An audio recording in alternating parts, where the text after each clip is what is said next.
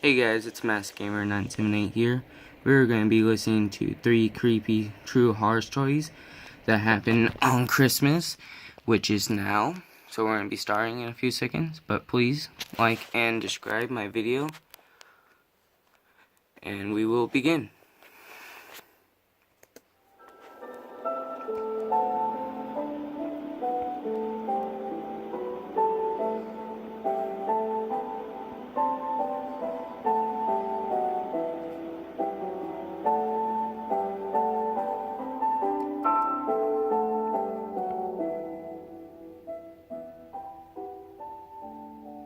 Meeting my ex-girlfriend's family during the holidays was the worst weekend of my life.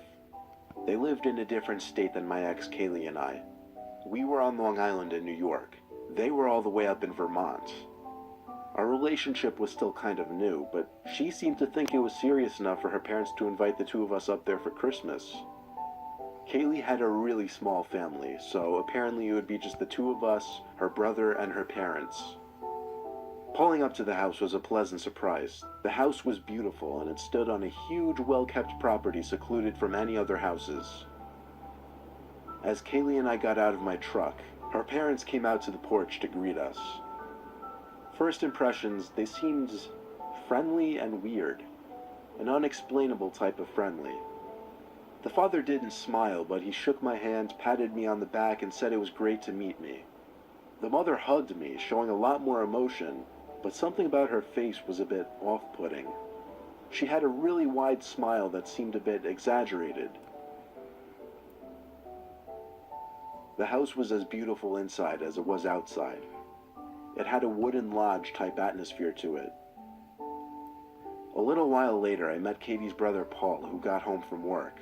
He was a really socially awkward dude. He had a bowl cut and had a whole tattoo sleeve running up his arm. We had dinner, which was awkward at certain moments, but other than that, it was kind of normal. After dinner, we watched a Christmas movie in the living room. I tried not to make eye contact, but I could tell Paul kept looking at me for extended periods of time, on a few different occasions. At one point, I finally looked back at him, and we locked eyes for like 3 seconds before he turned back to the TV. He was giving me the most judgmental stare I'd ever seen, and it made me only more uncomfortable. At the end of the night, Kaylee and I were in the guest room, which had an attached bathroom. Kaylee was in the bathroom. She left her phone on the nightstand. I saw she got a text from her mom, and for some reason, feeling a bit snoopy, I got up to read it. It was not at all what I was expecting, and it changed the whole night completely. Briefly on the screen, it said, "Text from Mom. Do you think he suspects anything yet?" But the message quickly switched to new message, I'm guessing because she had iMessage notifications set to hide once the phone locks. I wanted to read what was said before that, but her phone had a password, unfortunately. I could actually feel my heart pumping now. Kaylee came back into the room. I kind of gave her the cold shoulder because my mind was racing. She seemed to notice. She was texting on her phone for a bit before turning out the lamp and going to sleep. I couldn't sleep, though. I was rolling around for hours wondering what that text meant, and if it was about me. And what the hell was up with her brother? It was exactly 2 in the morning when I heard Kaylee get out of bed, but she was doing so very quietly. Normally I'd find this to be a kind gesture, but under the circumstances, I was finding this suspicious now. I didn't move. I pretended to still be asleep. I heard her come to my side of the bed and stand there for a few moments, then leaving the room and walking downstairs. Then I heard someone else walking downstairs, and then another person. Something was going on. I went over to the top of the stairs to listen to what was going on downstairs. There was a bunch of talking, but in very low voices. I walked down a few stairs quietly. The talking was coming from the dining room by the stairs. It sounded like they were planning something. I heard Kaylee say something like, "When I go back up, you stand by the door." Then I heard her brother say something, but what was going on was really starting to hit me in the face, or at least what I think was going on. I went back to the room to grab my stuff and leave. As I was grabbing the keys, I noticed something in the corner of the room. I turned the lamp on, which exposed Kaylee's dad sitting in a chair in the corner of the room, blank expression on his face behind his glasses, staring at me. I screamed at least 4 times, "You're all crazy," as I ran to my car. I put the car in drive practically before the car was even fully on, and floored it out of that long driveway back to the road. I didn't stop once except for gas, and at that gas stop I checked my phone and saw Kaylee texted me saying, "What the fuck happened?" I didn't respond, not until later that night when I got home. I said, "I don't know what you and your sick family were planning on doing to me. I don't want to know. Don't ever contact me or come near me again, and I won't report this." I said this only because I knew there was no proof at all of what happened, or what might have been about to happen. She never replied.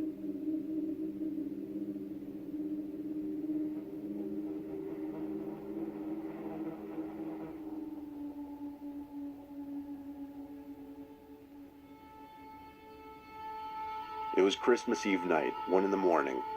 I was in our den watching TV because I always like to stay up extra late on Christmas Eve. To make things more festive and cozy feeling, it was during a snowstorm. I left the window open and the backyard light on just so I could also have the view of the snow in the backyard. I was focused on the TV at the moment, but through my peripheral vision, I thought I could briefly see something in the backyard. I turned to the window, but besides the falling snow, there was nothing going on out there. Still, I got up and went to the window just to be sure. Nothing. I sat back down on the couch, but now I was constantly checking the window to see if anything was outside.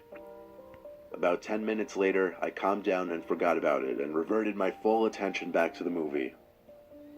Then I heard, loud and clear, the backyard gate slam shut. Now I almost knew someone was back there. I slipped on my shoes and a jacket and went out to the backyard to check it out.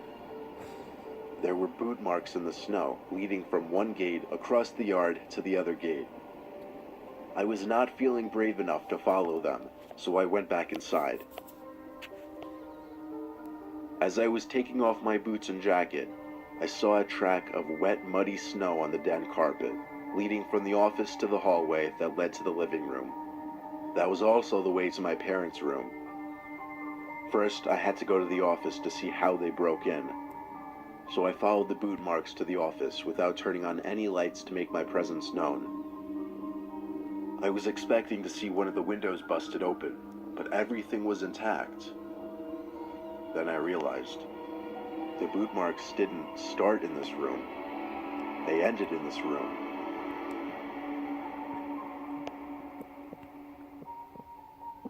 I slowly lifted my head up to the garage door in the corner of the room. It was open, and right under the doorway there was someone in a winter coat, jeans, and boots, squatting down as if trying to hide, back facing me, but his head turned to look at me. I stood there with my mouth open in horror for a few seconds before I ran for it to my parents' room, screaming the whole way there. I got my dad to come out as quickly as possible, and on our way to the garage together, we heard the actual garage door opening. By the time we got there, the intruder was gone.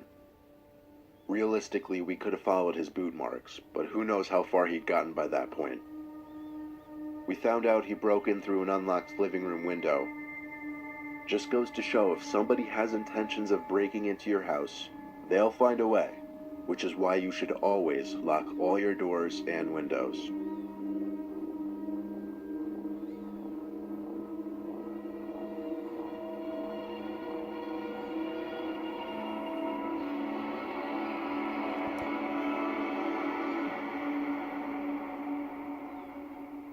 I'm the oldest of 4, and during the events of this story, I was 16, my younger sister was 11, and my 2 younger brothers were 8 and 7. My parents and their group of friends were a part of a club that was basically for rich, snobby people. The club always hosted a Christmas party one night in December each year at a big fancy firehouse. Of course, for all the younger kids, like my siblings, somebody would always dress up as Santa Claus and hand out the presents that were left in a sack by a chair, which had a red blanket over it. This year, my dad's best friend Michael was dressing up as Santa. He was sitting at the same table as us, so when the time came for him to leave and get changed into the Santa suit, I saw him get up and walk out the door.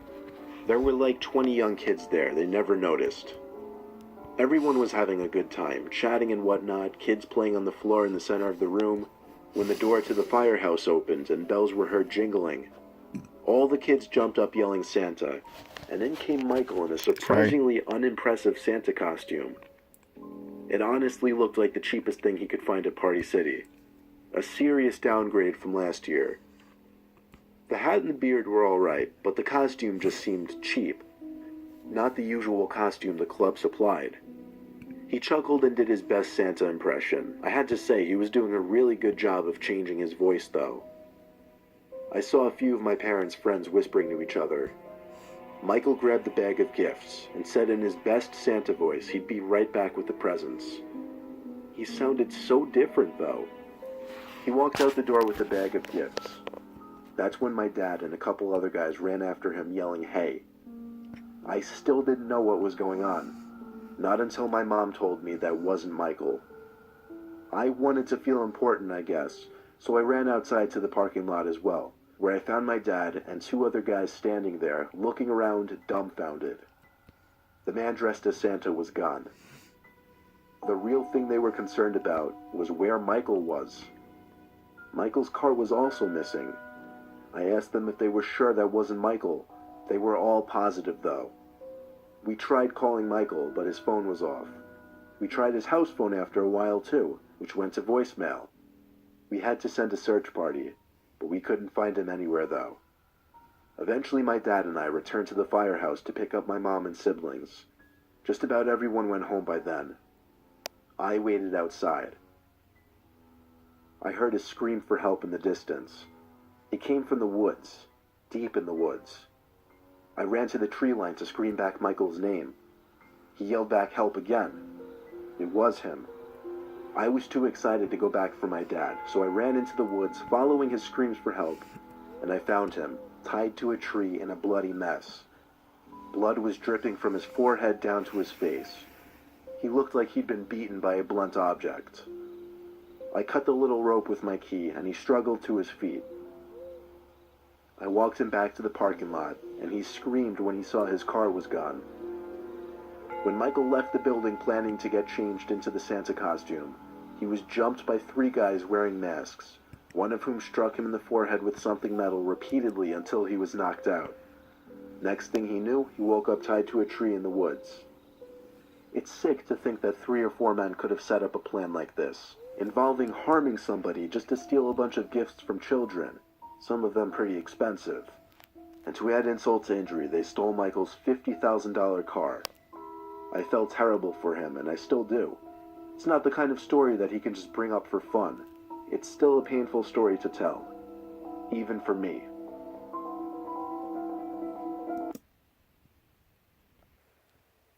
Hey guys, it's MaskGamer978 here. Hope you guys liked those stories. They were pretty interesting, especially the last one. I thought it was kind of messed up. But anyways, hope you liked them. The person that talked about them is Mr. Nightmare. Go to his channel, and he has more stories like these. Anyways, please like and subscribe, and I'll see you guys later.